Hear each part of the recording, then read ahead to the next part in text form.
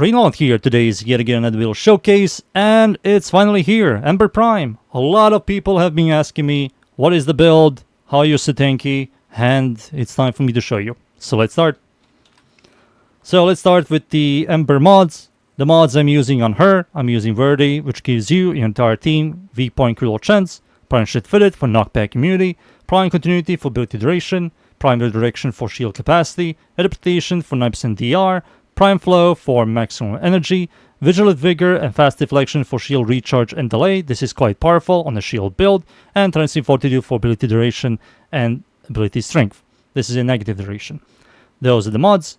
I'm also using exclusive mod for her one, which is an augment. What it does is when you hold your first ability, you give yourself and your entire team heat damage. What's so good about this is the heat damage is separate. It doesn't combine with any element, so if you have a weapon that does blast damage, you're going to proc blast and heat. It's quite good. Those are the mods.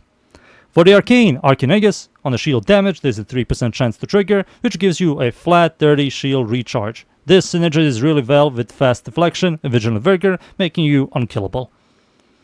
The second Arcane, the Arcane Hotshot, when you use the ability that does heat damage, which we will, by using my first ability, my third ability, I give myself 6% weapon critical chance for 10 seconds. Stacks up 50 times, so that's 300% critical chance on any weapon. Really good, really good, really good on Ember. That's the Arcane. For the stats here, the shield is really high. The shield recharge is 200 per second, and the delay is 0.2, so once you stop taking damage, you wait 0.2 seconds, and you will start recharging. It's quite nice.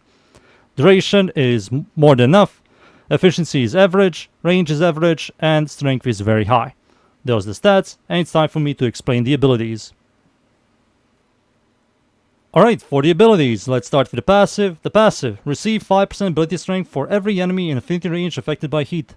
This is quite good. You're going to affect a large amount of enemies with heat, and your abilities will give you much stronger buffs. First ability, you will only tap this ability to refresh Hotshot, and you're going to hold it to give yourself and your team a huge amount of heat damage. Second ability gives you DR. Once the bar fills up to the max, your third ability will have a full armor strip, but you also will get a powerful degen. I will highly advise you guys to, once you see the bar fills up to the max, just deactivate and activate it. Third ability, Fire Blast. What it does, it's a large AoE that does a little bit of damage, crowd controls enemies, has LOS, and you have to use it twice to fully armor strip enemies, or once the bar fills up on your second ability. You're going to use this once or twice, maybe 3 times to fill up Hotshot to give you 300% critical chance. And fourth ability, I removed it, it's horrible. What it does, it gives yourself viral damage, energy multiplier, and also when enemies shoot you, you will create a AoE shockwave that will stagger enemies and proc viral on them, which means you're going to do more damage to them. This is quite good as well. This synergies really well with her first ability, giving you a huge amount of heat. Heat will then multiply even higher, and also you don't have to use viral on your weapons or heat on your weapons. You can use like corrosion and electricity. No, corrosion or I don't even know. You can use whatever you want. So, those are the abilities. And I think it's time for me to show you the shards. The shards I'm using on my Ember Prime, I'm using all red plus 15% ability strength. You can technically remove one of them, replace it in one yellow for cast speed. The cast speed one also helps a ton, 37.5, also really good choice. But if you don't care about cast speed at all, 50% ability strength isn't that bad. And yeah, all of this is red. And I think it's time for me to show you Ember in game, how she feels. I think you saw her like 2,000 times. Maybe 2001 isn't that bad for you. So let's go. And we are in. I'm up against the corrupt enemies, the Void, Steel Path of course. It's survival, the map's called mod. I'm going to show you Ember and the weapons in here. She's a buffer, so I kind of have to use guns.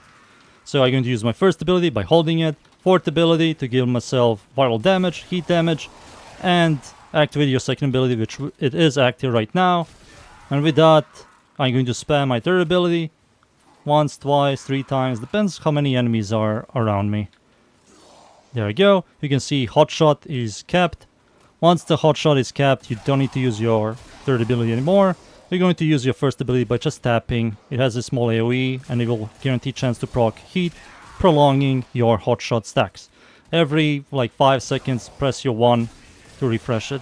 And you give yourself a lot of critical chance, as you can see. I wish the hotshot stacks are kinda longer. If you're not big fan of hotshot at all, how it functions, or you don't have it just yet, you can remove it for multi-augmented, which gives you 60% ability strength once you kill like 250 enemies. Boom. I wasn't looking at my hotshot. There we go. She stacks it really fast. You can just tap their ability as well. That's also fine. Just remember your third ability does kill your second ability, and it eats more energy than your first ability. 75, I think. Now, this is the Fullman build. I already made a Fullman build.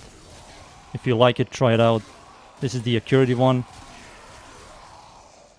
I like the Accuracy one a lot. Like it more than the Deadhead one. So the Fullman, the way it works is it shoots 10, what do you call it? It uses 10 ammo per shot, but with primary Accuracy, it reduces it by 6, so it's 4 per shot, allowing you to DPS more with the Fullman. And also has a really high stash chance, which helps it under proccing a bunch of stash effects. I just like it more. It works. That's the Fullman. I also have the Falcor. Boom. Let me use some buffs again. Let me use my third ability. I'm not looking at my abilities, sadly. There we go. Falcor. Influence, thank you. There you go. Where are the enemies? Come on. Come on, dude. Do these. There we go. Boom. There we go. Recast. Toss. Okay, what's my secondary? Compressor? Hell yeah. I forgot what my Ember has.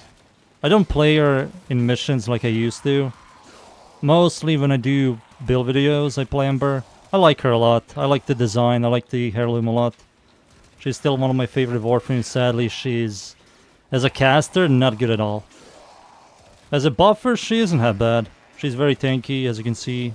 It's hard for me to die with Ember. It's really hard for me to die with Ember.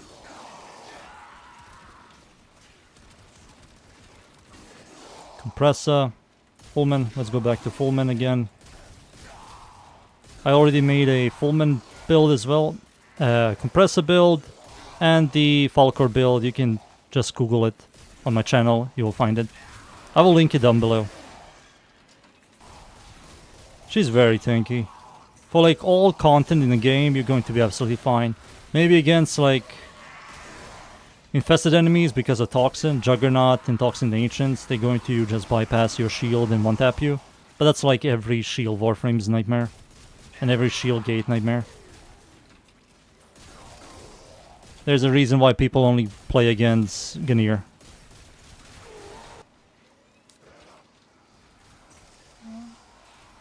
Alright, now I'm going to recast my 1, 4, press my third ability twice to fully armor strip the Acolyte, shoot him in the head, and he's dead. Alright, it's time for me to leave. Be right back. And there you have it. That's the tanky buffer Ember build. You have been asking for it, and here you go. Also, Falcor, Compressor, and the Fullman. I'm going to link them down below as well. And I hope you guys enjoy Ember and the builds. Thank you yet again everybody for watching. Leave a like, sub, and of course, see y'all next time. Thank you. Goodbye.